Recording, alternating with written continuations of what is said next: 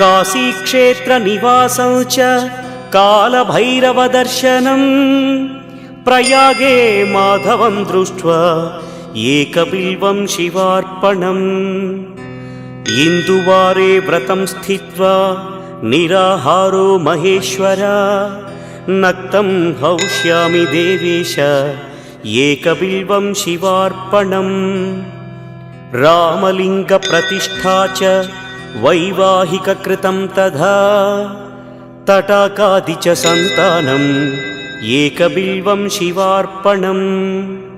अखण्डबिल्वपत्रं च आयुतं शिवपूजनम् कृतं नाम सहस्रेण एकबिल्वं शिवार्पणम् उमया सह देवेश